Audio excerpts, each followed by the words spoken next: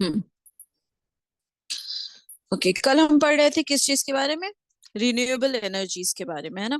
जो renewable energy sources है, तो उसमें क्या क्या हमने पढ़ा था? बायोमास के बारे में पढ़ा था हमने, है ना? सोलर के बारे में पढ़ा था, विंड पावर के बारे में पढ़ा था। आज हम पढ़ेंगे उसमें हाइड्रोजन के बारे में, कि किस तरह हाइड्रोजन को हम यूज करते हैं एज एन एनर्जी सोर्स या एज अ फ्यूल। और हम पढ़ेंगे हाइड्रो इलेक्ट्रिक पावर के बारे में और जियो थर्मल एनर्जी के बारे में। ओके, चलें। I start with hydrogen. देखिए, हाइड्रोजन जो है वो एक बहुत ही ज्यादा अबंडेंट एलिमेंट है। यानी कि वो बहुत ही ज्यादा मात्रा में मौजूद है हमारे एटमॉस्फेयर में। और हाइड्रोजन जो होता है, उसकी कैलोरीफिक वैल्यू जो है वो बहुत ही ज्यादा हाई है। यानी कि ये इसको जब जलाया जाता है, इसको एज अ फ्यूल इस्तेमाल किया जाता है, तो इससे बहुत ही ज्यादा एनर्जी प्रोड्यूस होती है। ठीक है ना? कैलोरीफिक वैल्यू का मतलब होता है high energy producing.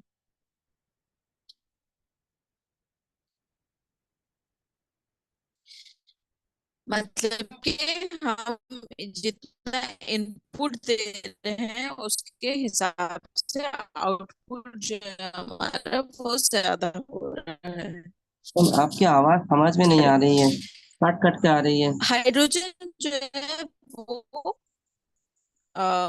It does not occur naturally as a gas.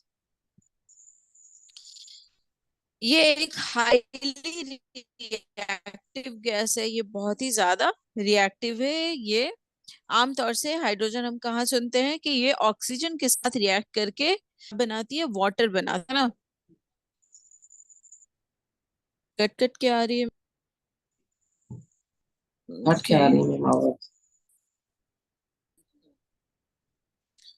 Okay, अब क्लियर है आवाज मेरी, या अभी भी कट कट के आ रही है?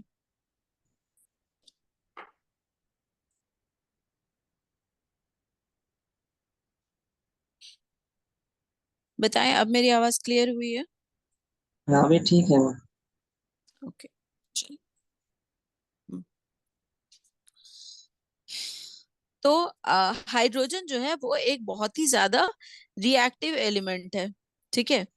यानी कि ये बहुत ही आसानी से रिएक्शन करता है किसी चीज, किसी दूसरे एलिमेंट के साथ, या उनके साथ बॉन्ड बनाता है। आमतौर से हम हाइड्रोजन कहाँ सुनते हैं? हम पानी में सुनते हैं, है ना? कि पानी क्या है? कि हाइड्रोजन का ऑक्सीजन के साथ बॉन्ड बनाना। ठीक है, उससे क्या बनता है? उसका प्रोडक्ट होता है पानी।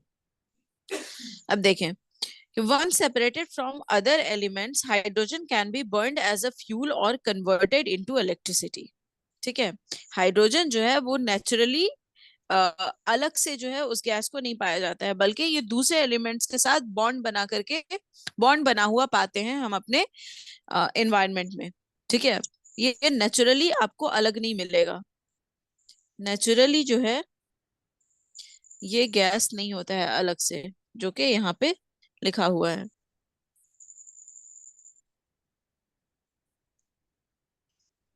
ठीक है ना? तो इसका इस्तेमाल कैसे किया जाएगा? तो जो दूसरे एलिमेंट्स मौजूद हैं जिसमें कि हाइड्रोजन पाया जाता है, उन एलिमेंट से हाइड्रोजन को अलग किया जाएगा। ठीक है? सेपरेट किया जाएगा। उसके बाद हाइड्रोजन को सेपरेट करके उसको इस्तेमाल के लिए, या फिर उसको इलेक्ट्रिसिटी में कन्वर्ट करके इलेक्ट्रिसिटी के तौर पर इस्तेमाल किया जाएगा। ठीक है? अच्छा, देखिए, हाइड्रोजन जब कंप्लीटली बर्न हो जाता है, तो ये किसी का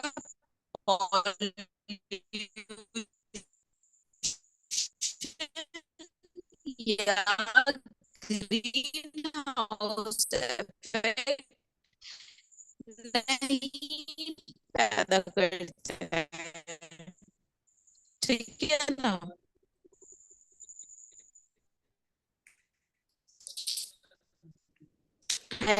हाइड्रोजन के जलने से कोई भी ऐसी गैस नहीं रिलीज होती है जिससे कि पॉल्यूशन हो, बल्कि कोई भी गैस रिलीज नहीं होती है ऐसे। हम्म। अब देखिए, हाइड्रोजन का इस्तेमाल किया कहाँ जाता है आजकल, जो है हमारे पास व्हीकल्स कुछ ऐसी ऐसे सेल्स यूज किए जाते हैं जिन्हें एनर्जी के तौर जो है पेट्रोल पे चलती है।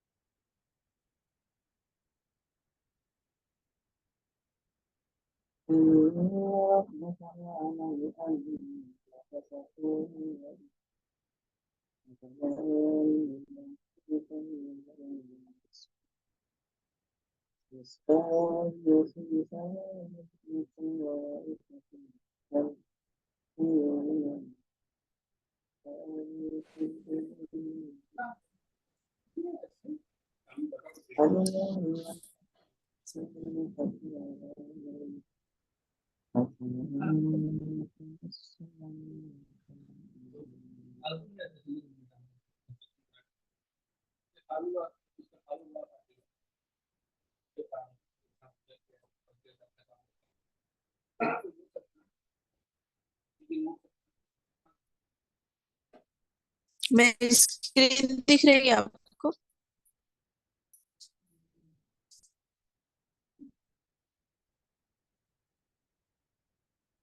हेलो, मेरी स्क्रीन दिख रही है?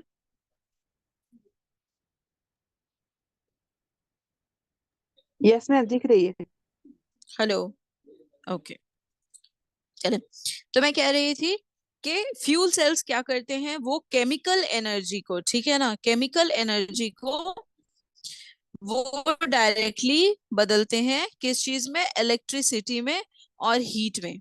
ठीक है।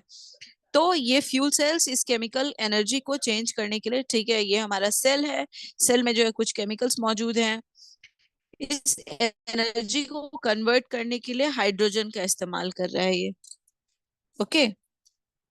ओके। अब देखें क्या है कि हाइड्रोजन और mixture of compound containing hydrogen is used as a fuel. Hydrogen के साथ साथ दूसरे कंपाउंड्स में मिक्स किए जाते हैं। इसमें क्या होता है कि it consist of two electrodes. ये हमारा सेल है, सेल में जो है दो इलेक्ट्रोड मौजूद हैं, जिसमें कि और बीच में जो है इसके दरमियान में इलेक्ट्रोलाइट होता है। ठीक है, ये इलेक्ट्रोलाइट है। ऑक्सीजन जो है ये पास किया जाता है over one electrode and hydrogen over the other. यहाँ से जो है हाइड्रोजन पास किया जा रहा है और यहाँ से ऑक्सीजन पास किया जा रहा है। ठीक है। तो इन दोनों को एक दूसरे की तरफ पास किया जाता है इस तरह से। उसके बाद क्या होता है कि they react electrochemically to generate electricity. तो जब इस ये एक हमारा ये एक इलेक्ट्रोड है, ये दूसरा इलेक्ट्रोड है, एक पे हाइड्रोजन है और दूसरे पे ऑक्सीजन है। जब हाइड्रोजन को ऑक्सीजन की तरफ और ऑक्सीजन को हाइड्रोजन की तरफ ट्रांसफर किया जाता है ना, तो इस ट्रांसफर होने में जो है क्या होता है कि इलेक्ट्रिसिटी जनरेट होती है। ओके, समझ में आ रही है बात क्या कह रही हूँ मैं? Yes ma'am. कल देखिए, जो यस हमारा मैम। नॉर्मल सेल होता है ना घर में, जो हम बैटरी वगैरह बड़ी बड़ी बैटरियां इस्तेमाल करते हैं, उसमें भी जो है यही प्रोसेस होता है। उसमें दो इलेक्ट्रोड होते हैं और उनके दरमियान में जो है ट्रांसफर होता है, केमिकल का ट्रांसफर होता है जिससे कि इलेक्ट्रिसिटी प्रोड्यूस होती है। और दरमियान में इलेक्ट्रोलाइट होता है। इलेक्ट्रोलाइट क्या होता है? इलेक्ट्रोलाइट वो एलिमेंट्स होते हैं जो कि इलेक्ट्रिसिटी को कंडक्ट करने से रोकते हैं। ठीक है ना, कि इस इलेक्ट्रोलाइट से दूसरे इलेक्ट्रोलाइट में किसी भी किस्म का कंडक्टेंस नहीं हो, एक दूसरे से आदान प्रदान ना हो, इस चीज को रोकते हैं इलेक्ट्रोलाइट। तो हम जो बैटरी में पानी डालते हैं ना, वो पानी जो होता है वो इलेक्ट्रोलाइट वाटर होता है। हम्म। और इसमें दो इलेक्ट्रोड होते हैं, जिसको जो हमें ऊपर से नजर आता है, दो पोल होते हैं बैटरी में। तो हाइड्रोजन फ्यूल सेल में क्या होता है कि उसमें एक इलेक्ट्रोड पर हाइड्रोजन का इस्तेमाल किया जाता है और दूसरे इलेक्ट्रोड पर ऑक्सीजन का इस्तेमाल किया जाता है। बस यही बात है। इस तरह से जो है हाइड्रोजन को फ्यूल सेल में इस्तेमाल किया जा रहा है, बस इतना ही समझना है हमने। ओके। और हाइड्रोजन से किसी भी किस्म का पॉल्यूशन नहीं होता है। जो द ओनली थिंग जो इससे प्रोड्यूस हो रहा है अदर देन इलेक्ट्रिसिटी, वो होता है आपका वाटर वेपर। ठीक है। इलेक्ट्रिसिटी के अलावा सिर्फ और सिर्फ इससे वाटर वेपर प्रोड्यूस होता है। लेकिन अभी भी जो है ऐसा, ये इस सेल में इसको इस्तेमाल तो किया जाता है, लेकिन ये बहुत ज्यादा एफिशिएंट नहीं है अभी भी। ठीक है, कि इसे कंटिन्यूअसली इतने अमाउंट में इलेक्ट्रिसिटी प्रोड्यूस की जाए कि उससे बड़ी मशीन चल सके या एक गाड़ी जो है कंटिन्यूअसली चल सके, ये अभी भी जरा मुश्किल है। छोटे पैमाने पर इसको इस्तेमाल किया जाता है, लेकिन बड़े पैमाने पर अभी इसमें रिसर्च हो ही रहे हैं। ओके। ये हो गया हमारा हाइड्रोजन। अगला हम देखेंगे क्या, hydro electric powers. Hydro electric power क्या होता है? हमने सुना है ना कि डैम जो है, जिसे हम बांध कहते हैं, बांध का इस्तेमाल क्या किया जाता है किस चीज में? इलेक्ट्रिसिटी को प्रोड्यूस करने में इस्तेमाल किया जाता है ना, टू प्रोड्यूस इलेक्ट्रिसिटी।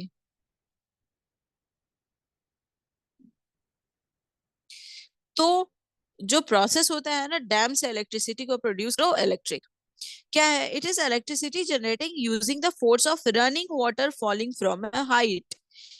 एक बहता हुआ पानी ऊंचाई से गिराया जा रहा है, ठीक है, उसकी वजह से जो है एक एनर्जी प्रोड्यूस होती है, जिससे कि इलेक्ट्रिसिटी बनाई जाती है। क्या होता है डैम में कि ये आपकी नदी है, ठीक है, सॉरी, देखिए, ये आपके मान लें कि नदी है, ये पानी का लेवल है, ठीक है, इसमें बीच में एक ऊंचा डैम बनाया जाता है।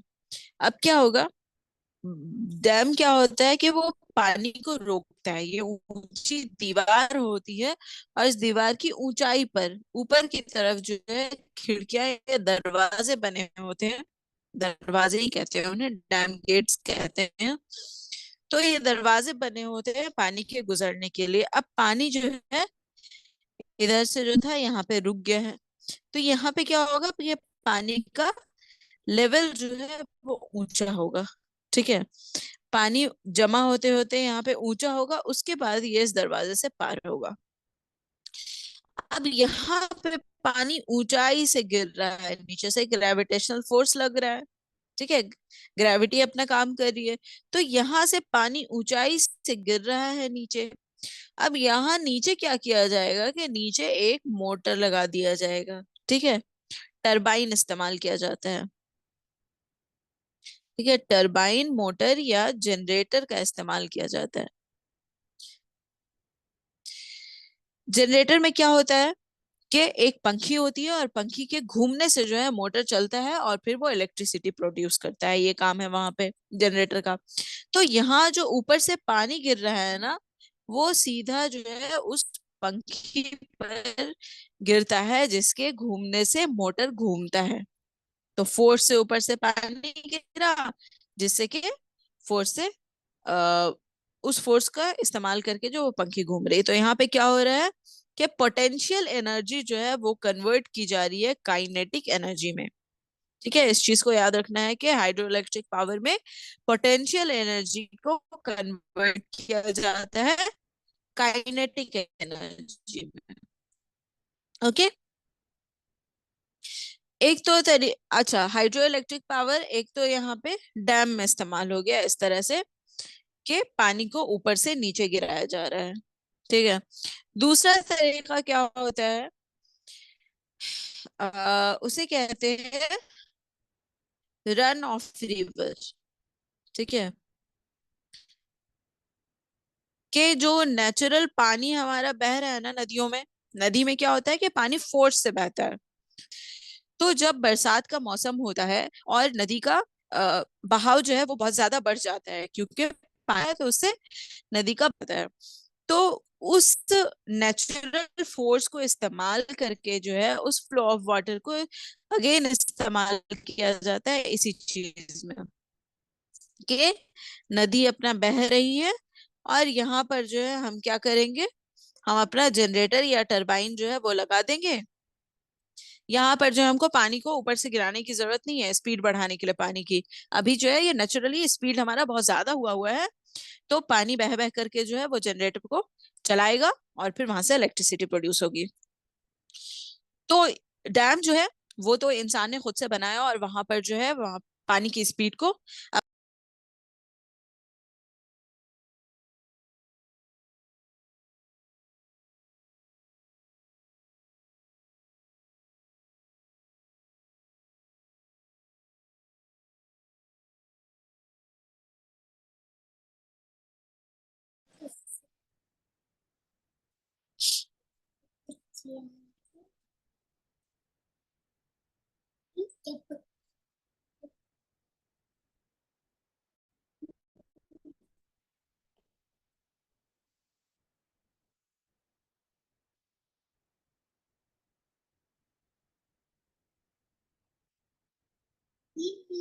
स्क्रीन दिख रही है? ऑडियो वीडियो क्लियर है क्या मेरी? Yes ma'am.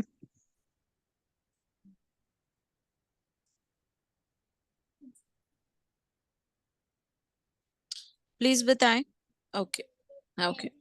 हम्म तो मैं कह रही थी कि ये जो रन ऑफ रिवर वाला मेथड है ना, डैम वाला तो इंसान ने खुद से कंट्रोल कर लिया, लेकिन जो ये रन ऑफ रिवर वाला जो है इसके लिए मेथड आमतौर से वहां पे इस्तेमाल किया जाता है जहाँ पे मेल्टिंग ऑफ स्नो होता हो, यानी कि जो माउंटेन वाला रीजन है, खास करके जो वहाँ पे स्नो माउंटेन्स होते हैं, ग्लेशियर्स वगैरह होते हैं।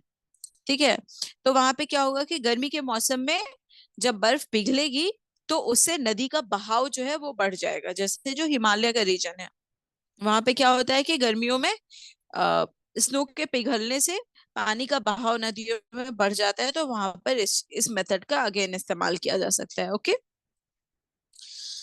अब देखें हाइड्रो इलेक्ट्रिक पावर में क्या होता है कि it entails heavy investment for construction of dams. अगर हम डैम का काम कर रहे हैं तो डैम का कंस्ट्रक्शन जो है उसमें बहुत ज्यादा पैसे लगते हैं। ठीक है, लेकिन अगर वहां पे देखा जाए per unit cost of electricity जो है कि जितना हम खर्च कर रहे हैं उस हिसाब से जितनी इलेक्ट्रिसिटी हमें मिल जाती है, तो फिर वो कॉस्ट वहां पे हमको लो लगता है अगर हम कंपेयर करें ये दूसरे मेथड से। ठीक है, ये जो हमारा डैम है और ये दूसरा जो है ये रन ऑफ रिवर है, अगर हम इससे कंपेयर करें तो हमारा कॉस्ट जो है वो डैम में कम आता है। ओके,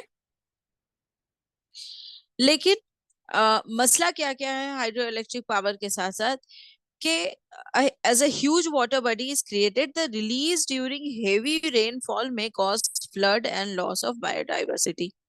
अब देखें जब नॉर्मल डेज होते हैं जबकि रिवर का अपना वाटर लेवल है और उसका अपना स्पीड है, उस टाइम पर डैम जो होता है वो बहुत अच्छे से काम कर रहा होता है। लेकिन जब बारिश होती है और पानी का लेवल बढ़ जाता है उस टाइम पे क्या होता है कि पानी का लेवल खुद ब खुद बढ़ गया है। अब ये डैम से पास होने वाला पानी का स्पीड जो होता है वो बहुत ज्यादा हो जाता है और खतरा होता है कि बांध जो है वो टूट सकता है। ठीक है ना, तो ऐसे सिचुएशन में क्या किया जाता है कि वो जो कंट्रोल गेट्स होते हैं जिससे कि पानी को पास करवाया जा रहा है पतले पतले रास्तों से, उन गेट्स को कंप्लीटली ओपन कर दिया जाता है। इसको कहते हैं बांध का खोलना। अब उससे क्या होता है कि बहुत ज्यादा अमाउंट ऑफ पानी जो होता है वो अचानक से दूसरी तरफ आने लगता है। इससे जो है बाढ़ का मसला हो सकता है। ठीक है, तो अगर आमतौर से हम देखते हैं जो डैम के आसपास का इलाका होता है वो बहुत ही ज्यादा फ्लड प्रोन होता है, वहां पे बाढ़ बहुत ज्यादा आते हैं। और बाढ़ से क्या होता है, इंसान को तो जो नुकसान होता ही है, उससे हमारी बायोडाइवर्सिटी में भी लॉस होता है। जो मरीन के जानवर वगैरह हैं, जो पानी के जानवर हैं, मछलियां वगैरह हैं, उनको नुकसान पहुंचता है। अच्छा, डैम से ये मसला भी होता है कि अगर ये पानी को रोक रहा है तो ये मछलियों को भी तो रोकता है। तो क्या है कि मछलियां जो एक जगह से दूसरी जगह माइग्रेट करती हैं अपने सर्वाइवल के मकसद से, अपने खाने पीने के हिसाब से, मौसमों के हिसाब से, वो नहीं कर पाती हैं। ठीक है, उनको बंदिश हो जाती है। तो इसकी वजह से भी देखा गया है कि मछलियों की में बहुत ज्यादा उनकी स्पेसीज में कमी आती जा रही है डैम की वजह से। ओके, अगला मसला ये है। अच्छा, यहाँ पे ये बात लिखी हुई है कि dams impede the migration of fish along the river, कि माइग्रेट नहीं कर पाती हैं मछलियां अपनी मर्जी से, अपनी जरूरत के हिसाब से। इसके अलावा क्या होता है, द सिल्ट पाइल अप में threaten the structure and decrease the life of the dam. Silt क्या होता है बताएं? सॉइल में मैंने बताया था कि सिल्ट होता है, क्या होता है? जल्दी बताएं।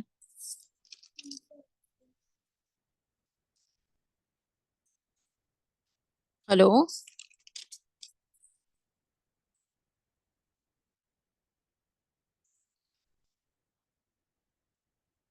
क्या हुआ, याद नहीं है? आवाज नहीं आ रही है मेरी।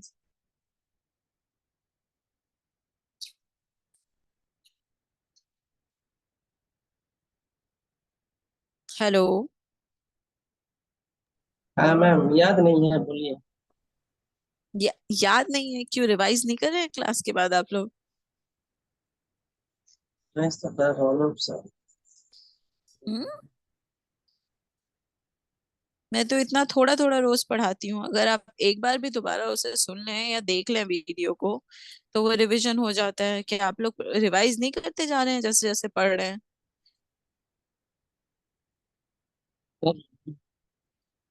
कर रहे हैं रिवाइज, तो फिर याद कैसे नहीं है?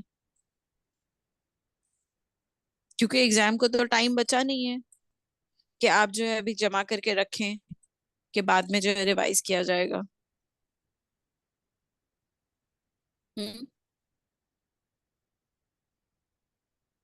सिल्ट जो होता है वो मिट्टी के महीन कण होते हैं, है ना? सबसे बड़ा जो होता है उसे हम ग्रेवल कहते हैं, जो 2 मिलीमीटर तक के होते हैं, 2 से 75 मिलीमीटर के साइज के, है ना? उससे छोटा क्या होता है, बालू होता है हमारा, सैंड। और सैंड से छोटा होता है सिल्ट। और सिल्ट से छोटा क्या होता है, क्ले, जो बिल्कुल चिकना होता है, महीन होता है। तो जो महीन मिट्टी होती है, जिसे हम सिल्ट कहते हैं, उसके जमा होने की वजह से जो है डैम के लाइफ में कमी आ जाती है। ठीक है, उससे बांध जो है वो कमजोर पड़ जाते हैं। तो ये मसला है इसका। चले, नेक्स्ट है हमारा जियो थर्मल एनर्जी।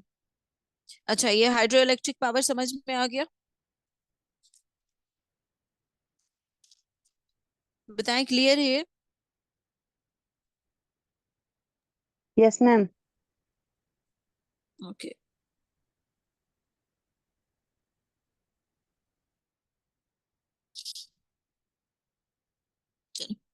जियो थर्मल एनर्जी क्या है? It is a therm type of thermal energy which is generated through the natural hot springs. Hot spring क्या होता है?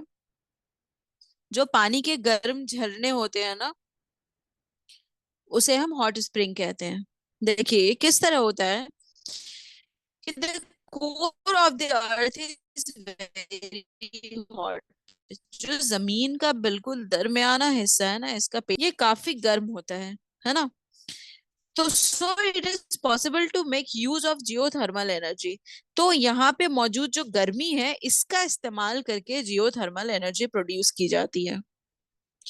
क्या किया जाता है कि there are areas where water and steam gush out in the form of hot spring and geysers.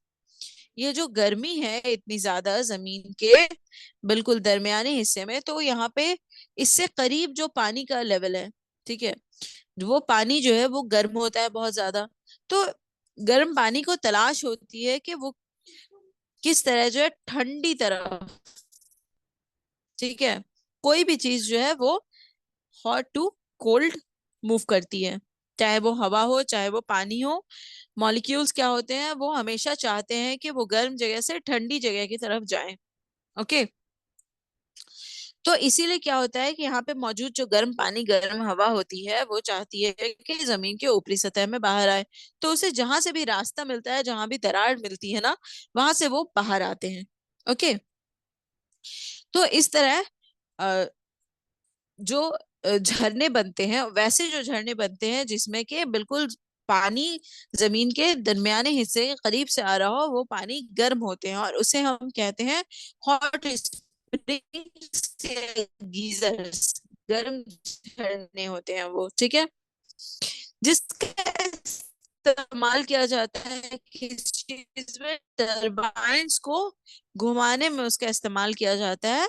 Electricity, जो भी इलेक्ट्रिसिटी प्रोड्यूस करने का प्रोसेस है, उसमें हमेशा आपके पास एक टरबाइन होगा, ठीक है। टरबाइन होगा जो कि एक जनरेटर से अटैच होगा। आपने घरों में जनरेटर देखे होंगे ना, या फिर आमतौर से किसी मौके पर, तकरीब पर हमारे घरों में आते हैं। उसमें क्या होता है कि एक पंखी लगी होती है जिसे हम घुमाते हैं, उससे उसके बाद जो है जनरेटर का मोटर घूमता है। तो ये देख रहे हैं आप, यहाँ पे ये टरबाइन है ना।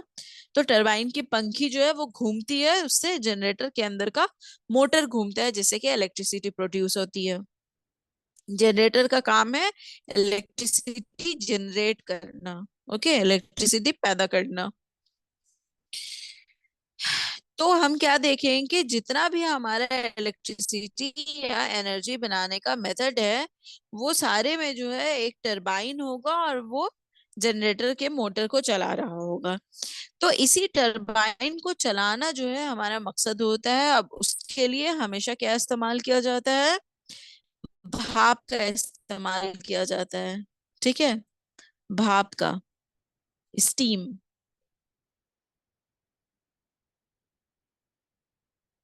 तो हमारा मकसद है कि हमें स्टीम मिल जाए और टरबाइन चल पड़े, ठीक है। लेकिन हाइड्रो इलेक्ट्रिक पावर में क्या देखा हमने? वहां पे पानी का इस्तेमाल किया जाता है, स्टीम नहीं, बल्कि पानी से ही टरबाइन। एनर्जी में क्या किया जाता है? यहाँ पे स्टीम का इस्तेमाल किया जाता है।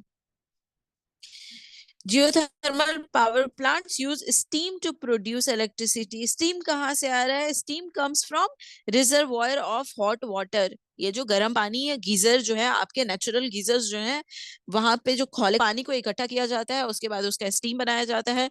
स्टीम को इकट्ठा किया जाता है वहां से, और फिर उसको इस्तेमाल किया जाता है टरबाइन को चलाने में। Reservoir of hot water found a few miles और मोर बिलो द अर्थ सरफेस। ये जो है हमें बिल्कुल अर्थ के सरफेस पे नहीं मिलते हैं, ये हॉट स्प्रिंग और गीजर। हम देखेंगे कि जो जहां पर आ, आपने सुना होगा कि यहाँ पर जो है जमीन का एल्टीट्यूड बहुत ज्यादा है, बहुत कम है ना। तो जो पहाड़ी इलाके होते हैं वहां पे जमीन की सतह क्या होती है? वो ऊंची होती है। और जो समुद्री इलाके होते हैं वहां पे जमीन की सतह जो है नीची होती है। तो आमतौर से ये हॉट स्प्रिंग और गीजर जो होते हैं ना, वहां पे जमीन की सतह जो है बिल्कुल नीची होती है, ठीक है। तो जो हमारा जियोथर्मल एनर्जी होता है, वो जिस तरह से हम घरों में पानी खींचने के लिए मोटर से पानी खींचने के लिए जो है बोर करते हैं ना अंदर, और फिर अंदर ट्यूब्स वगैरह डालते हैं और फिर उस बोर से पानी निकालते हैं, उसी तरह से जियोथर्मल एनर्जी के लिए भी बोर किया जाता है जमीन में, ठीक है। गहराई तक जाया जाता है जहां से गर्म पानी हासिल किया जा सके। तो जियोथर्मल एनर्जी प्रोड्यूस करने के लिए जो है कई सारे मेथड इस्तेमाल किए जाते हैं। तो हम देखेंगे कि क्या क्या है वो मेथड्स। एक है हमारा ड्राई स्टीम पावर प्लांट। क्या हो रहा है यहाँ पे? Dry steam power plant draw from underground resources of steam. कि इसने जो है सीधा सीधा भाप जमीन से लिया है, ठीक है। कोई गर्म पानी वहां से नहीं निकाल रहा है। जो हमारे हॉट स्प्रिंग या गीजर है, वहां से गर्म पानी नहीं निकाल रहा है, बल्कि वो सीधा सीधा भाप निकाल रहा है। The steam is pipe directly from underground wells to the power plant. Steam को, यहाँ पर आप देखें इस पिक्चर में क्या है, कि इन्होंने जो है ये कुआं बनाया है, ठीक है, ये वेल बनाया है, और यहाँ से ये सीधा सीधा भाप ऊपर ले जा रहे हैं, ठीक है। और भाप भाप को जो है इन्होंने पावर प्लांट का जो टरबाइन वाला पोर्शन है वहां पहुंचा दिया है। अब इससे जो है टरबाइन घूम रहा है। अब क्या हो गया? भाप तो गर्म है, भाप ठंडा होगा तो वो पानी में तब्दील हो जाएगा। हम्म। तो जब यहाँ पे मोटर में काम करने के बाद भाप ठंडा हो जाता है तो उस पानी को जो है वापस से दूसरा कुआं खोद करके जो है जमीन के अंदर डाल दिया जाता है। तो यहाँ पे दो कुएं होते हैं, एक होता है हमारा प्रोडक्शन वेल और दूसरा होता है इंजेक्शन वेल। ओके।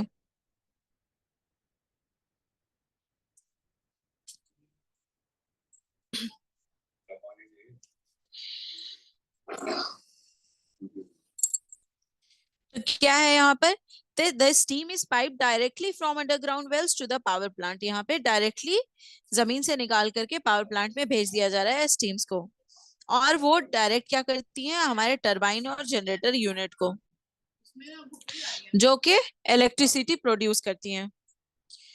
उसके बाद क्या है कि जब स्टीम कंडेंस हो जाती है तो उसको वापस से उसी रिजर्वॉयर में, यानी कि उसी गीजर जो होता है जहां से पानी निकाला जा रहा था, वही भेज दिया जाता है। ओके, चले। नेक्स्ट मेथड क्या है, वो है फ्लैश साइकिल प्लांट। ठीक है, फ्लैश साइकिल प्लांट। यहाँ पे क्या होता है कि flash steam plants take high pressure hot water from deep inside the earth. अब यहाँ पर भाप नहीं निकाला जा रहा है, बल्कि यहाँ पर बहुत ही ज्यादा गर्म पानी निकाला जा रहा है। ठीक है ना, हाई प्रेशर हॉट वाटर यानी कि उतना गर्म पानी है कि उसका प्रेशर बहुत ज्यादा है। ठीक है, उसमें बहुत ज्यादा ताकत है। ठीक है, जैसे कि नहीं, तो वो गर्म पानी निकाला जाता है और फिर उस गर्म पानी को जो है एक फ्लैश टैंक में कन्वर्ट किया जाता है भाप में या स्टीम में, और फिर उसके बाद वो जनरेटर या टरबाइन को घुमाता है। इस फोटो में हम देख रहे हैं यहाँ पे पिक्चर में कि हमारे प्रोडक्शन वेल से जो है यहाँ पर क्या निकल रहा है, यहाँ पे भाप नहीं बल्कि गर्म पानी निकाला जा रहा है, हॉट वाटर। ठीक है, और ये फ्लैश टैंक है, इसमें क्या किया जा रहा है, पानी को स्टीम में कन्वर्ट किया जा रहा है, कन्वर्ट इनटू स्टीम। ठीक है, और फिर इस स्टीम से जो है टरबाइन हमारा घूम रहा है। तो ज्यादातर जो जियोथर्मल पावर प्लांट्स होते हैं वो क्या करते हैं, ये फ्लैश स्टीम प्लांट्स ही होते हैं, वो ये फ्लैश साइकिल प्लांट को ही इस्तेमाल करते हैं ज्यादातर, आमतौर से। ये हो गया हमारा दूसरा मेथड। अब तीसरा मेथड क्या है, तीसरा मेथड है binary cycle power plant. Okay, binary cycle power plant. Binary का क्या मतलब है, अब देखें यहाँ पे क्या होता है कि the heat from geothermal hot water is used to another liquid, sorry, power plants transfer the heat from geothermal hot water to another liquid. यहाँ पे जो पानी हम गरम गरम निकाल रहे हैं ना नीचे से, उसको डायरेक्ट हम इस्तेमाल नहीं करते हैं, उसको भाप में तब्दील नहीं करते हैं, बल्कि उस गर्म पानी का इस्तेमाल किया जाता है दूसरे लिक्विड को। ठीक है, एक दूसरा लिक्विड वहां पे इस्तेमाल किया जाता है, उसको गर्म करने में उसका इस्तेमाल किया जाता है, और फिर जब वो लिक्विड गर्म होता है तो उससे स्टीम बनाया जाता है, भाप बनाए जाते हैं, और फिर उस भाप से हमारा टरबाइन घुमाया जाता है। तो यहाँ पे क्या हम देख रहे हैं कि प्रोडक्शन वेल से हमारा गर्म पानी निकल रहा है। ठीक है, यहाँ से हॉट वाटर निकल रहा है, उसके बाद इस ट्यूब में जो है एक दूसरी लिक्विड मौजूद है, अनदर लिक्विड।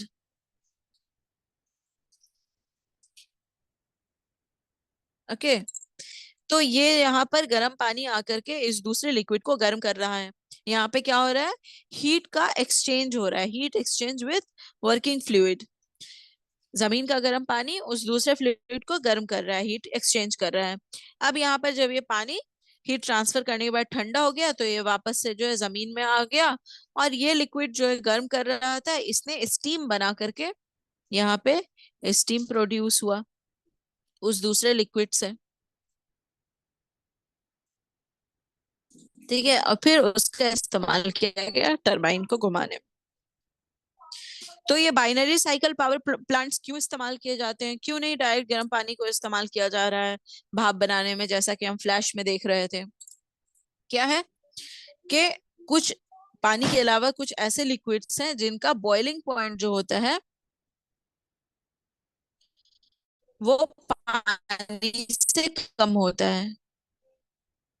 ठीक है, तो जितना यहाँ से खौला पानी निकल रहा है ना, इतने से पानी का इस्तेमाल करके इससे जितनी मिकदार पानी यहाँ से निकल रही है, इससे ज्यादा मिकदार के लिक्विड जो है दूसरे गर्म किया जा सकते हैं। ठीक है, तो यहाँ पे पावर को बढ़ाने के लिए इस्तेमाल किया जाता है ये दूसरा लिक्विड। जितना डायरेक्टली जमीन से निकले पानी का स्टीम बनेगा, उससे ज्यादा स्टीम बनाया जा सकता है उस दूसरे लिक्विड को गर्म करके जमीन के पानी से। ठीक है, समझ रहे हैं इस बात को? बताएं, ये तीन मेथड जो है समझ में आया या नहीं? आए मैम। क्लियर है ये? जी।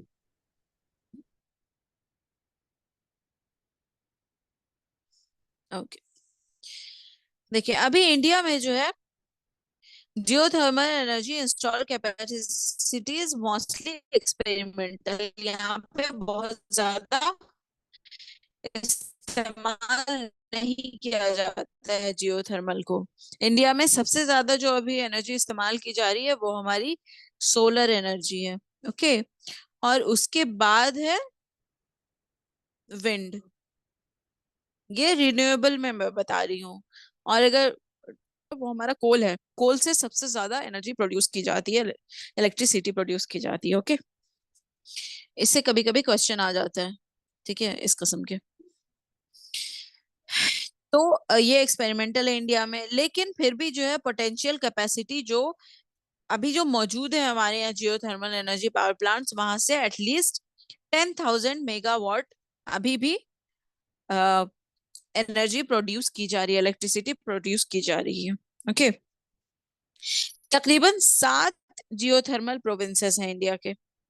उनमें कौन कौन है? द हिमालयाज है, सुहाना है, वेस्ट कोस्ट में है, कैम्बे है, सोन नर्मदा तापी है जिन्हें सोनाटा भी कहा जाता है, गोदावरी और महानदी। इन सब के पास जो है जियोथर्मल पावर प्लांट्स मौजूद हैं। ओके, चलिए, ये हमारा जियोथर्मल हो गया।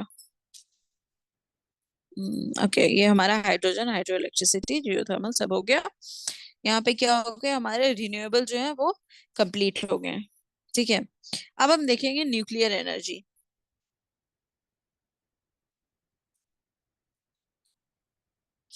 न्यूक्लियर एनर्जी क्या है? The source of nuclear energy is the mass of the nucleus and energy generated during a nuclear reaction. Nuclear reaction करके न्यूक्लियर एनर्जी को प्रोड्यूस किया जाता है।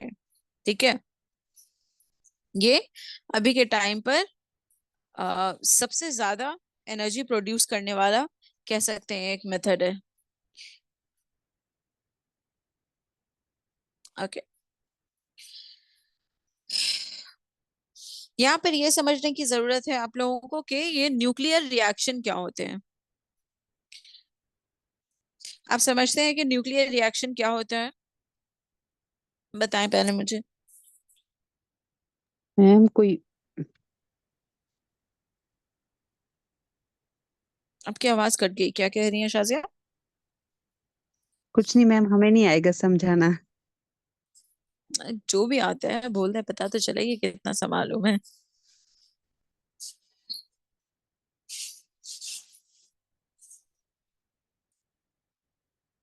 केमिकल रिएक्शंस होते हैं ये, है ना? Yes ma'am.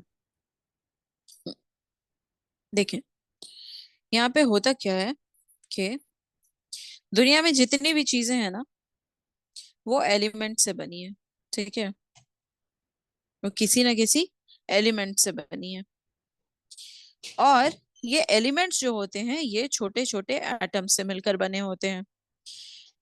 तो हम कह सकते हैं कि जो सबसे स्मॉलेस्ट यूनिट है जिससे इस दुनिया की हर शय बनी हुई है, ठीक है, वो हमारा एटम्स है, स्मॉलेस्ट यूनिट।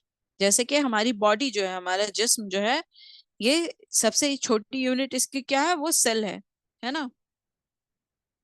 हमारी बॉडी सेल से बनी है। उसी तरह दुनिया में मौजूद दूसरी हर शय जो है वो एटम से बनी है।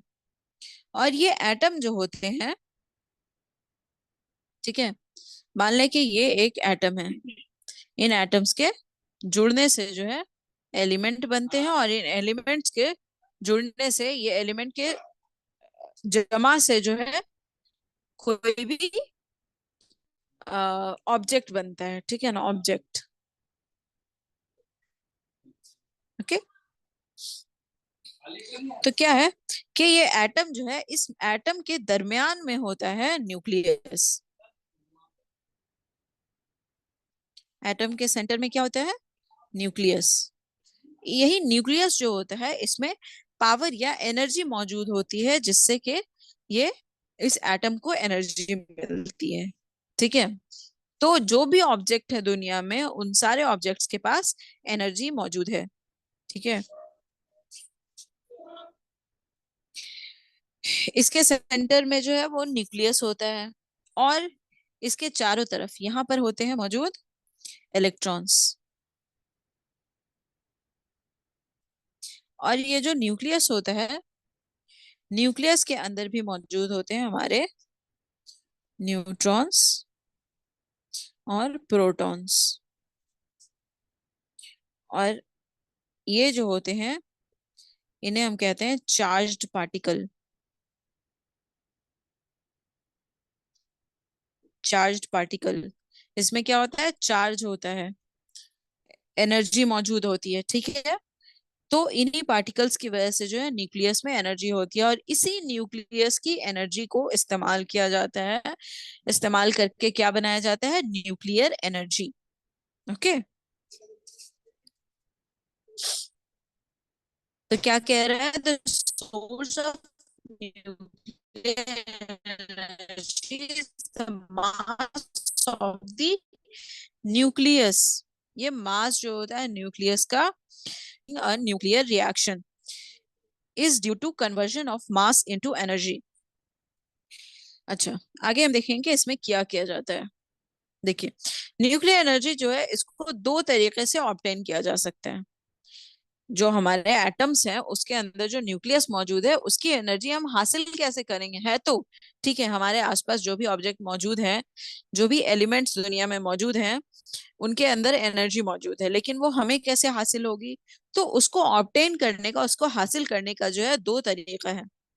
एक जो है वो है न्यूक्लियर फिशन रिएक्शन, और दूसरा जो है वो है न्यूक्लियर फ्यूजन रिएक्शन। देखें, न्यूक्लियर फ्यूजन रिएक्शन जो है, ये वो रिएक्शन है जिससे कि सन एनर्जी प्रोड्यूस करता है। ठीक है ना। सूरज से जो निकलती है गर्मी, एनर्जी, वो कहाँ से आ रही है? तो वो न्यूक्लियर फ्यूजन रिएक्शन से आती है। क्या होता है इसमें? फ्यूजन का क्या मतलब होता है कि फ्यूजन का अगर आम जुबान में आप देखेंगे, तो जब दो चीज को हम मिला देते हैं ना, दो चीज को मिला देते हैं हम, तो कहते हैं कि इन दोनों चीजों का फ्यूजन हुआ है। ठीक है ना। जैसे कि अक्सर जो हम म्यूजिक में सुनते हैं कि इंडो पाक फ्यूजन है, ठीक है ना, इंडो वेस्टर्न फ्यूजन है। तो वैसे ही न्यूक्लियर फ्यूजन रिएक्शन में क्या होता है? इट इन्वॉल्व्स द कॉम्बिनेशन और fusion of two light elements. दो एलिमेंट लिए हैं और उनका कॉम्बिनेशन बनाया गया है, तो उससे उन दो एलिमेंट का फ्यूजन हो रहा है। तो कौन है वो एलिमेंट? जैसे कि हाइड्रोजन। ठीक है। तो दो हाइड्रोजन का एलिमेंट हमने ले लिया और उन दोनों को जो है जोड़ दिया है। इससे क्या होगा? इसके जुड़ने से जो है एक बड़ा हाइड्रोजन फॉर्म होगा, to form a heavier element. इससे एक हेवी एलिमेंट पैदा होता है। और जब ये बॉन्ड बन करके एक बड़ा एलिमेंट बनता है ना, तो इससे बहुत ही ज्यादा अमाउंट में एनर्जी निकलती है, resulting in the release of uncontrollable energy inside it. अब जो ये नया एटम बना है ना, नया एलिमेंट बना है, इन दो एलिमेंट्स के मिलने से ना, ये बहुत ही ज्यादा पावरफुल होगा। ठीक है। ये इतना पावरफुल होता है कि इसको ह्यूमंस ने अभी तक ऐसी कोई भी मशीन नहीं बनाई है जिससे कि इसको कंट्रोल कर सकते हैं ये। तो जो भी हम मशीन इस्तेमाल करते हैं, या जो न्यूक्लियर पावर प्लांट होते हैं, वहां पर इस रिएक्शन को नहीं इस्तेमाल किया जाता है। ये रिएक्शन हम आमतौर से कहाँ देखते हैं? सन में देखते हैं ये। ठीक है ना। सूरज में आमतौर से इस किस्म के रिएक्शन होते हैं, जिससे कि आगे एनर्जी प्रोड्यूस होती है, जिसको हम फर्दर इस्तेमाल करते हैं। The heat and light we receive from the sun is all due to the continuous fusion reaction going on inside it. ये जो रिएक्शंस होते हैं ना, इसी से वो लाइट प्रोड्यूस हो रहा है और इसी से वो गर्मी निकल रही है जो हम तक पहुंच रही है। ओके, तो पावर प्लांट्स में हम क्या इस्तेमाल करते हैं? पावर प्लांट्स में जो हमारा मेथड होता है वो होता है फिजन रिएक्शन। फिजन का मतलब होता है किसी चीज को ब्रेक करना, ठीक है ना, इसको ब्रेक कर देंगे तो इसे हम कहेंगे फिजन। यहाँ पे क्या होता है? The nucleus of A heavy radio active element. अच्छा, जो न्यूक्लियर एनर्जी बनाने के लिए जिस एलिमेंट का इस्तेमाल करते हैं वो कोई भी एलिमेंट नहीं हो सकता है। मौजूद तो हमारी दुनिया में बहुत सी चीजें हैं। एलिमेंट्स क्या है? जो नेचर में मौजूद पहले से, ठीक है ना, जो इंसानों के जरिया नहीं बनाए गए हैं बल्कि कुदरती तौर पर पहले से मौजूद जो भी शय हैं उन्हें हम एलिमेंट कहते हैं। शय नहीं कह सकते हैं बल्कि पता नहीं कैसे एक्सप्लेन करूं। जैसे हमारा कोल है, ठीक है ना, या फिर पेट्रोल वगैरह है, ये क्या है? ये नेचुरल है ना। और जैसे आयरन है, गोल्ड है, ये सारी चीजें क्या है? ये नेचुरल है, ये कुदरत में होती हैं, ये इंसानों के द्वारा नहीं बनाई गई है। तो ये सारे जो है इन्हें हम एलिमेंट्स कहते हैं, ठीक है, जिसे हम आमतौर से स्कूलों में पीरियोडिक टेबल्स में देखते हैं। पीरियोडिक टेबल में जो है वो जितने भी कुदरती एलिमेंट्स मौजूद है ना, वो सारे के सारे इंक्लूड है टेबल। ओके, चलो। तो कह रहा है कि न्यूक्लियर रिएक्शन के लिए हम रेडियो एक्टिव एलिमेंट्स को लेते हैं,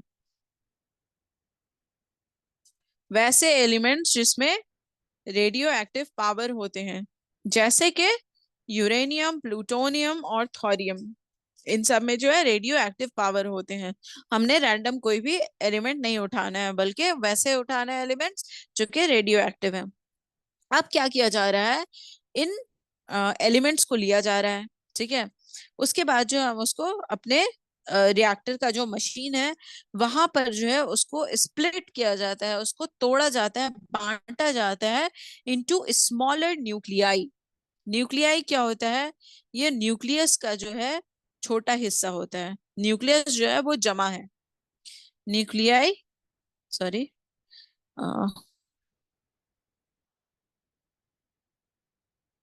न्यूक्लियाई क्या है? ये सिंगुलर है, ठीक है, और न्यूक्लियस जो है वो प्लूरल है। तो कई न्यूक्लियाई के मिलने से जो है न्यूक्लियस बनता है। तो एटम के बीच में बहुत सारे न्यूक्लियाई होते हैं जिसके बनने से न्यूक्लियस होता है, बनता है। तो न्यूट्रॉन प्रोटॉन जो है वो भी न्यूक्लियाई हैं, ठीक है। तो ये कह रहा है कि एलिमेंट्स को जो है उनको बिल्कुल छोटे छोटे न्यूक्लियाई में बांट दिया जाता है। ये एलिमेंट्स है ना हमारे, एलिमेंट के एटम्स जो होते हैं ना, उन एटम्स के अंदर जो न्यूक्लियस होते हैं, न्यूक्लियस तक को तोड़ दिया जाता है। कैसे वो तोड़ा जाता है? तो इसको बॉम्बार्ड किया जाता है विथ लो एनर्जी न्यूट्रॉन। हमने यूरेनियम लिया और अब किसी दूसरे एलिमेंट का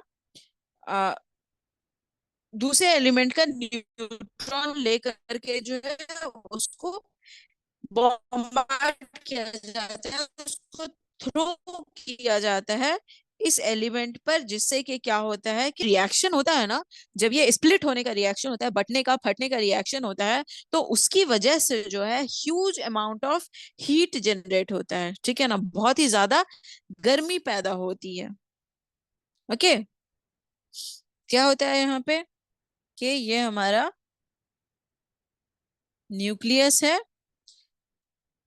एक एटम का, जैसे कि यूरेनियम है, यूरेनियम के जो एटम्स होंगे उसका जो न्यूक्लियस है उसको उस पे थ्रो किया जाता है, सॉरी, एक लो एनर्जी न्यूट्रॉन, वैसा न्यूट्रॉन जिसमें कम पावर हो। जो रेडियो एक्टिव एलिमेंट्स होते हैं उनमें ज्यादा पावर होता है, ठीक है, उनसे कम पावर के न्यूट्रॉन को उस पर थ्रो किया जाता है। तो इससे क्या होता है कि ये न्यूक्लियाई में बढ़ जाते हैं, बहुत सारे इस किस्म के न्यूक्लियाई बढ़ जाते हैं। तो ये जो बटने की क्रिया होती है, इसमें क्या प्रोड्यूस होता है? इसमें प्रोड्यूस होता है एनर्जी।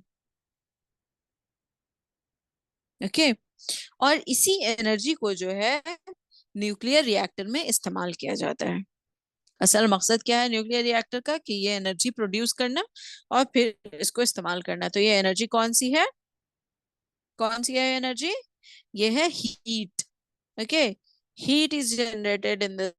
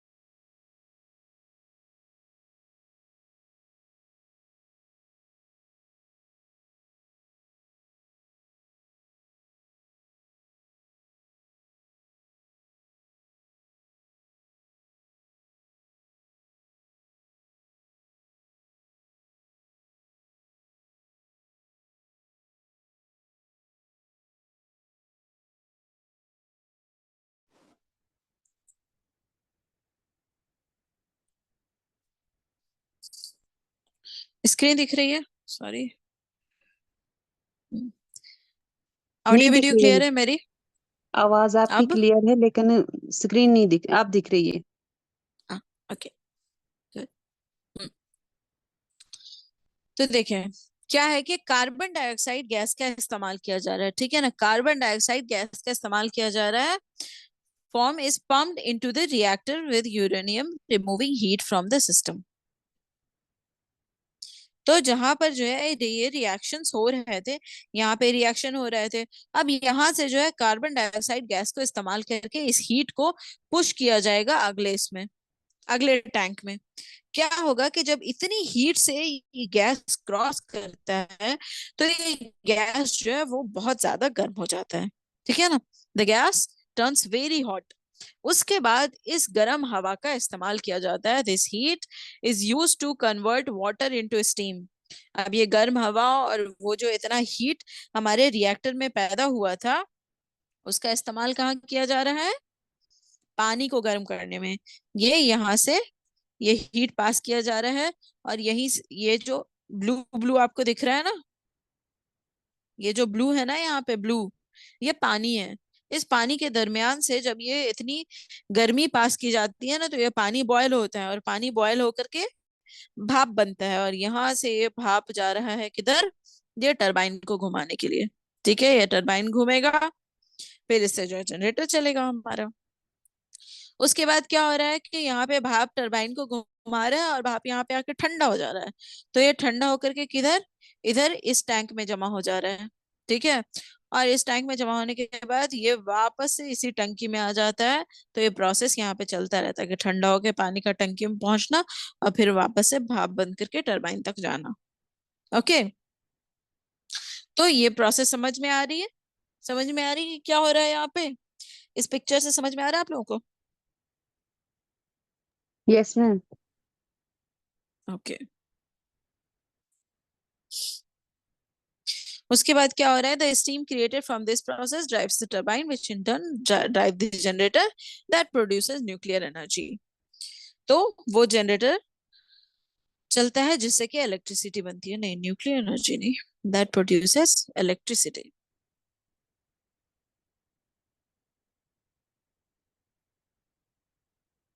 ओके,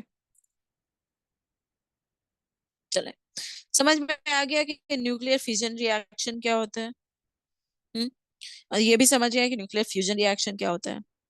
अब देखिए आगे देखते हैं हम। कह रहा है कि the nuclear power reactor that creates all these reaction, वो जो हमारा पावर रिएक्टर है, ये गोला ऑरेंज वाला, जब ये सारे रिएक्शन को कंट्रोल कर रहा होता है, तो these reaction is controlled through rods of boron. Boron जो है वो एक किस्म का एलिमेंट है, एक किस्म का मेटल है, या शायद नॉन मेटल है। तो रॉड होते हैं जो बोरॉन के बने होते हैं, जिसे हम कहते हैं कंट्रोल रॉड। ये बहुत ही इंपॉर्टेंट चीज है, ठीक है, ये जो रॉड है हमारे, these boron rods absorb the neutrons. ठीक है, हमने जो यहाँ पर ये जो न्यूक्लियाई टूटे थे ना, ये न्यूक्लियाई जो टूटे जिससे एनर्जी निकली, तो एनर्जी को तो इस्तेमाल कर लिया। ये न्यूक्लियस का क्या करें हम, ये जो टूटे हैं सारे, ठीक है, इस न्यूक्लियाई को एब्सॉर्ब कर लेता है ये जो हमारा रॉड होता है वो। ठीक है, these boron rod absorbs these neutrons.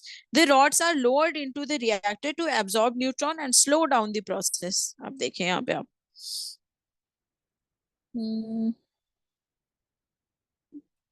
Okay, ये आपको यहाँ पे दिख रहा है, ये कह रहा है ना ये कंट्रोल रॉड, ठीक है, और ये कह रहा है फ्यूल रॉड। देखें कहाँ पे पॉइंट किया हुआ है। ये जो ऊपर वाला है ये हमारा कंट्रोल रॉड है, और ये जो है ना ये है हमारा फ्यूल रॉड, ये ग्रे ग्रे सा। ओके, तो ये ग्रे रॉड जो है ये क्या कर रहा है, ये रिएक्शन कर रहा है हमारा वो तोड़ने वोड़ने वाला न्यूक्लियस को। और ये कंट्रोल रॉड जो है ऊपर, ये ऊपर से जो ये अंदर नीचे तक डाला जाता है। ठीक है, इन सबको नीचे उतार दिया जाता है इनके दरमियान में। जब इन चारों के दरमियान में रॉड्स घुसते हैं ना, तो वो घुस करके क्या करते हैं, न्यूक्लियस को एब्जॉर्ब कर लेते हैं। न्यूट्रॉन जो न्यूक्लियाई को, न्यूक्लियस को नहीं, न्यूक्लियाई को, जो न्यूट्रॉन प्रोटॉन है जो टूट के अभी निकले हैं, उनको वो एब्जॉर्ब कर लेते हैं। इससे क्या होता है कि जो हमारा फिजन का प्रोसेस है वो स्लो डाउन हो जाता है। ठीक है, क्योंकि अगर वो एब्जॉर्प्शन नहीं होगा तो क्या होगा कि वहां पर कंटिन्यूअसली एनर्जी प्रोड्यूस होती रहेगी और फिर उसको कंट्रोल नहीं किया जा सकेगा और वो फट जाएगा। ठीक है, तो जो हमने कहा था कि इसको बहुत ही कंट्रोल्ड मैनर में किया जाता है, तो कंट्रोल जो है यहाँ पे यही है कि इस रॉड को जो है, इस रॉड के थ्रू हम कंट्रोल कर सकते हैं कि हम कितनी एनर्जी प्रोड्यूस करेंगे। ठीक है, जब हम देखते हैं कि हमारे पास एनफ हीट प्रोड्यूस हो चुका है कि हम जो है पानी वाली टंकी का पानी खौला सकते हैं, तो उसके बाद इन कंट्रोल रॉड को नीचे गिरा करके सारे न्यूक्लियस को एब्जॉर्ब कर लिया जाता है। ओके, समझ रहे हैं? समझ में आ रही है मेरी बात? Yes ma'am. Okay, to generate more power the rods are raised again to allow even more neutrons to crash into the atoms of uranium. तो जब हमने फिर से एनर्जी, फिर से वो सारे रिएक्शन करने हैं, तो हम रॉड को ऊपर उठा लेंगे, और फिर जब हमारा एनफ एनर्जी प्रोड्यूस हो रहा है हम रॉड को नीचे कर लेंगे। खत्म बात, इतना ही काम यहाँ पे है। ओके, अब देखें इसके फवायद क्या क्या है। न्यूक्लियर एनर्जी जो है वो कॉस्ट इफेक्टिव है अगर हम कंपेयर करें कोल से। कोल जो है हमें क्या करते हैं, इसकी माइनिंग करनी होती है, खोदना होता है, इतने मजदूर लगते हैं, इतनी मेहनत लगती है, तो इस हिसाब से जो ये कॉस्ट इफेक्टिव होता है हमारा। इसमें ज्यादा फ्यूल का इस्तेमाल होता नहीं है। ओके, इसकी वजह से क्या, फ्यूल नहीं इस्तेमाल हो रहा है तो इसकी वजह से इसमें कार्बन डाइऑक्साइड या स्मोक, धुआं वगैरह जो है वो नहीं प्रोड्यूस हो रहा है। तो न्यूक्लियर एनर्जी जो है वो किसी भी किस्म के ग्रीन हाउस गैस नहीं प्रोड्यूस करती है। ओके, न्यूक्लियर पावर स्टेशन जो होते हैं वो कॉम्पैक्ट होते हैं, वो कम जगह लेते हैं। वो बहुत ज्यादा बहुत बड़े प्लांट नहीं होते हैं इतने से काम के लिए। ये एक रिएक्टर चाहिए, एक हमको जो है पानी की टंकी चाहिए और टरबाइन चाहिए। इसके लिए जो है बहुत ज्यादा जगह की जरूरत नहीं है हमें, तो ये कम्पैक्ट होते हैं, कम जगह लेने वाले होते हैं। लेकिन जो हमारे थर्मल स्टेशन होते हैं ना, थर्मल पावर प्लांट्स जो होते हैं जहाँ पे पानी से बिजली बनाई जाती है, वो बहुत बड़े बड़े होते हैं। लेकिन न्यूक्लियर पावर प्लांट को कंप्लीटली वो प्लांट जो बनाना होता है ना, उसमें जो है कैपिटल कॉस्ट वो ज्यादा लगता है, same as thermal station. Thermal station को भी बनाने में बहुत ज्यादा कॉस्ट लगता है, क्योंकि उसकी बिल्डिंग जो होती है वो बहुत ही ज्यादा मजबूत बनानी होती है, क्योंकि उसके अंदर जो है एक बहुत ही जानलेवा रिएक्शन हो रहा है। जो रेडियो एक्टिव एलिमेंट्स होते हैं वो बहुत ही ज्यादा हैजार्डस होते हैं, है ना। तो यही जो है इसकी लिमिटेशन है, इसकी खामियां क्या है कि एनर्जी तो इससे बहुत आसानी से और बहुत ज्यादा प्रोड्यूस हो जा रही है, लेकिन जो एलिमेंट हम यूज कर रहे हैं ना, वो बहुत हैजार्डस हैं, वो इतने डेंजर हैं। उनके रेडिएशन जो होते हैं वो इतने डेंजरस होते हैं कि उसकी वजह से जेनेटिक डिसऑर्डर हो सकता है, ठीक है ना। वो हमारे अंदर की मौजूद, हमारे जिस्म में मौजूद जीन और डीएनए को वो म्यूटेट कर देते हैं, वो तब्दील कर देते हैं। अगर कोई इस रेडिएशन से एक्सपोज हो जाए तो उसके आने वाली जो जनरेशन होगी ना, वो हो सकता है कि 100-200 साल तक जो है वो नॉर्मल नहीं पैदा हो, ठीक है। वो एबनॉर्मल पैदा होगी, उस उनमें किसी भी किस्म की अपाहिजता मौजूद होगी, फिजिकल और मेंटली दोनों। तो ये इतने डेंजरस होते हैं। उसके अलावा ये मसला है कि जो न्यूक्लियर वेस्ट होते हैं, वहां से जो वेस्ट निकलते हैं, जो यूरेनियम हम इस्तेमाल कर रहे हैं, उसको जो है हमने रिएक्ट करवाया, हमारा उससे एनर्जी निकल गया, अब वो हमारा जो कचरा बच गया, उसको ट्रैश करना, उसको फेंकना जो है एक बहुत ही मुश्किल काम है, ठीक है। क्योंकि अगर उसको हम खुले में फेंक नहीं सकते हैं, क्योंकि वो हाईली रेडियो एक्टिव होते हैं, तो इसको फेंकने का सबसे बेहतरीन तरीका ये होता है कि हम इसे सॉल्ट माइंस में, ठीक है, नमक का जो खदान होता है ना, वहां पर गहराई में अंदर दबा दिया जाता है इसको। तो ये प्रोसेस जो है एक लंबा प्रोसेस होता है कि आप वहां पे जो है खदान खोदिए और फिर उसके अंदर जो है इसके कचरे को दबाइए, क्योंकि सॉल्ट जो होते हैं वो रेडियो एक्टिव एलिमेंट्स को फैलने से जो है वो रोकते हैं, और सॉल्ट से पार होकर के जो है रेडिएशन बाहर नहीं आती है, इसलिए उसके अंदर इसको दबा दिया जाता है। उसके बाद यूरेनियम का जो स्टॉक है, ये जो है हमारा रिन्यूएबल नहीं है। ये हमेशा हमेशा यूरेनियम एक नेचुरल एलिमेंट है, जैसे कि आपका कोयला है, आप इसको निकालते जाएंगे ये खत्म होता जाएगा। तो ये इसका मसला है कि एक दिन जो है ये एग्जॉस्ट हो जाएगा, खत्म हो जाएगा। उसके बाद ये हमारे न्यूक्लियर पावर प्लांट किसी काम के नहीं रह जाएंगे। उसके बाद एक मसला ये भी है कि ये जो रेडियो एक्टिव मिनरल्स हैं, ये सारी दुनिया में एकसा मौजूद नहीं है। जैसे पानी जो है हर जगह मौजूद है, ठीक है, उस तरह से जैसे कोयला है ना कि कहीं कहीं कहीं कहीं पाया जाता है, उसी तरह से जो रेडियो एक्टिव मिनरल होते हैं वो कोयला वगैरह से भी ज्यादा रेयर होते हैं, वो बहुत ही कम जगहों पे पाए जाते हैं। इसलिए हर जगह इस किस्म का पावर प्लांट बनाना मुमकिन नहीं है। जहां पाया जाएगा ये एलिमेंट्स, वहीं पर जो है हम इसके प्लांट भी बना सकते हैं। और इसको स्टार्ट करना जो है, यहाँ पे कैपिटल इन्वेस्टमेंट बहुत ज्यादा लगती है, क्योंकि इसकी बिल्डिंग्स वगैरह बनानी महंगी होती है और इसमें बहुत ही एडवांस टेक्नोलॉजी की जरूरत होती है। अच्छा, अ, इसके इससे रिलेटेड बहुत बड़े बड़े डिजास्टर एक्सीडेंट्स देखे गए हैं। आपने भी सुना होगा मेजर न्यूक्लियर एक्सीडेंट्स के बारे में। शेरनोबिल जो है वो सबसे ज्यादा फेमस कह सकते हैं। शेरनोबिल क्या है, यूक्रेन में एक स्टेट है, वहां पर पावर प्लांट था जिसमें के ब्लास्ट हो गया था हमारे रिएक्टर में, किसी किस्म की गड़बड़ी की वजह से वहां पे ब्लास्ट हो गया था, और जो हमारे रेडियो एक्टिव एलिमेंट है वो पूरे हवा में फैल गए थे। ओके, तो ये तीन जो है ये हमें याद रखने हैं, क्योंकि ये बहुत ही ज्यादा फेमस इवेंट्स हैं, आप इसे गूगल कर सकते हैं। ओके, उसी तरह से ये 3 माइल्स था जो कि यूएसए में एक आइलैंड में हुआ था, फिलीपींस की। लेकिन ये एक एक्सीडेंट था, इससे बहुत ज्यादा नुकसान नहीं हुआ था, इससे पावर प्लांट में थोड़ी सी डैमेज हुई थी, लेकिन इससे बहुत ज्यादा लोगों की मौत नहीं हुई थी। उसी तरह फुकुशिमा में सिचुएटेड एक पावर प्लांट था जहां पे इस किस्म का एक एक्सीडेंट हुआ था, जो कि सुनामी की वजह से हुआ था। जापान जो है वहां सुनामी बहुत ज्यादा आता है ना, तो सुनामी की वजह से वहां का एक पावर प्लांट टूट गया था। जिसकी वजह से बहुत ज्यादा डिजास्टर हुआ था।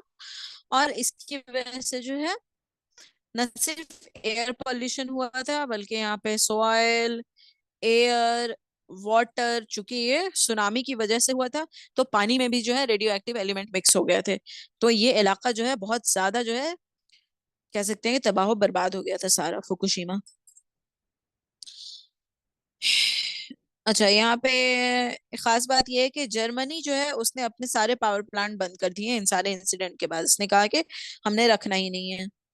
फ्रांस जो है वो अपना मैक्सिमम परसेंटेज जो है इलेक्ट्रिसिटी का, वो न्यूक्लियर पावर से बनाता है। चले, बस ये थोड़ा सा बचा है, 2 मिनट लगेगा मुझे। कि इंडिया में जो है क्या हाल है अभी न्यूक्लियर फ्यूल्स का।